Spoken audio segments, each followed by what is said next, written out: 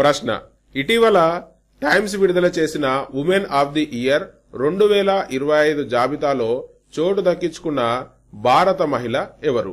Options కనుక మనం పరిశీలించి చూసినట్టయితే ఫస్ట్ ఆప్షన్ ద్రౌపది ముర్మా, రెండో ఆప్షన్ పూర్ణిమాదేవి బర్మన్, మూడో ఆప్షన్ జివాంజీ దీప్తి, నాలుగో ఆప్షన్ చంద్రిక టండన్.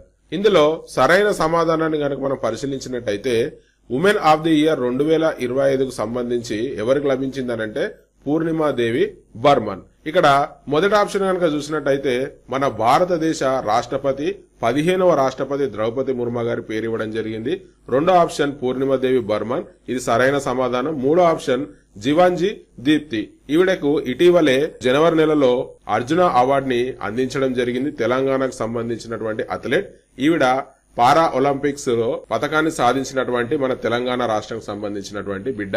అంతేకాకుండా నాలుగో ఆప్షన్ చూసినట్టయితే చంద్రిక టండన్, ఈవిడకు 2024కు సంబంధించిన గ్రామీ అవార్డు లభించడం జరిగింది. అయితే పూర్ణిమాదేవి బర్మాన్ కు సంబంధించిన వివరాలు గనక మనం చూసినట్టయితే ఈవిడ అస్సాంలోని బ్రహ్మపుత్ర నది ఒడ్డున పెరిగినటువంటి పూర్ణిమ.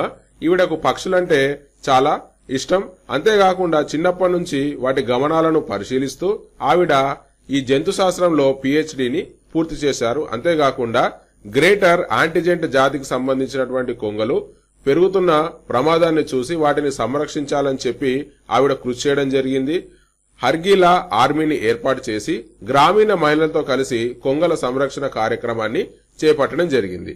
ఈ విధంగా హర్గీలా ఆర్మీ ద్వారా పక్షులను కాపాడమే కాకుండా గ్రామీణ మహిళలకు జీవన ఉపాధి కూడా కల్పించడం వల్ల ఈవిడ ఎన్నో సేవలు చేశారని చెప్పి ఉమెన్ ఆఫ్ ది ఇయర్ 2025 అవార్డును అందించడం జరిగిందని చెప్పి మనం గుర్తుంచుకోవాల్సి ఉంటుంది.